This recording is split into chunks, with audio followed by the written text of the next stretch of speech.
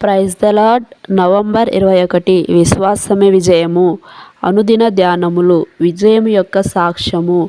ఆయన యాకోబు సంతతికి శాసనములను నియమించెను, ఇశ్రాయేలు సంతతికి ధర్మశాస్త్రం అనుగ్రహించెను. మన పితరులు తమ పుత్రులకు దానిని తెలపవలనని వారికి ఆజ్ఞాపించెను. కీర్తన 78:8. ఆయన తన పిల్లలకు తాను చేసిన వాగ్దానాలు కొనసాగించే అధిపతిగా మనం దేవునిని గుర్తించాలి. అబ్రహాముకు అతని వారసులకు దేవుడిచ్చిన వాగ్దానములను స్వతంత్రించుకోవడానికి యాకోబు ఎంతో పోరాడవలసి వచ్చెను. నిర్ణయాత్మకమైన రాత్రిలో తన స్వంత స్వభావముతోనే అతడు పోరాడవలసి వచ్చింది. దేవుడు అతనికి విడుదలనిచ్చి ఇశ్రాయేలు అనగా దేవుని కుమారుడు అని పేరు పెట్టాడు. ఇశ్రాయేలు అనగా దేవుని కుమారుడు అని పేరు పెట్టాడు. 400 సంవత్సరాలు దాసత్వము తర్వాత దాని నుండి విడుదల రావడాన్ని చూడండి. మోషే కర్రను చూపిన వెంటనే ఎర్ర సముద్రము ఎలా పాయలైపోయింది.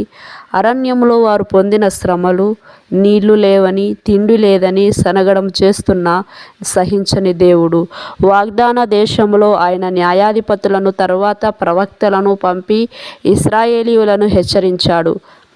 మనమెలా కృతజ్ఞత కలిగి ఉండాలో తెలుసుకొని పొందిన మేళ్లను జ్ఞాపకం చేసుకొనుచున్నామా? దేవుడు నన్ను ఆశీర్వదించి నాకు ఉద్యోగం ఇచ్చాడు అని మాత్రమే చెప్పే సాక్ష్యమేనా? అది మనము బైబిల్లో చదివిన శ్రమలు, పరీక్షలు, వాటిని జయించుట అను సాక్ష్యమును కలిగి ఉండబోచున్నదా? మనము జయం మరియు దేవుని స్తుతించుడాను సాక్ష్యమును కలిగి ఉండాలి.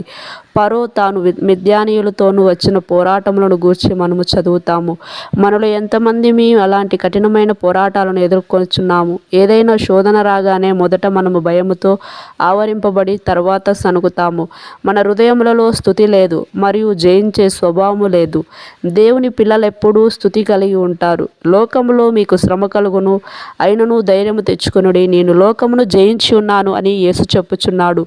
మారు మనసు పొందిన వెంటనే మనము యుద్ధభూమిలో ప్రవేశించుచున్నాము. అది మన విశ్వాసమును బలపరుచుతుంది. నాకు ఈ కష్టాలు వద్దు, పులుపాన్పు మాత్రమే కావాలి అని నీవు మొండిగా వాదించవచ్చు. ప్రస్తుతపు తరము వారిలో ఈ వైఖరి కనిపిస్తుంది. తల్లుల తమ పిల్లల విషయంలో అన్నీ సాఫీగా జరగాలని కోరుకుంటారు.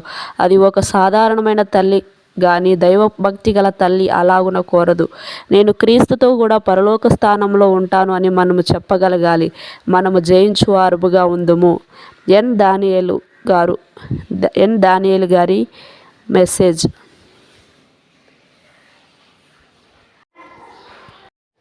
మా ఛానల్ని సబ్స్క్రైబ్ చేసుకోండి.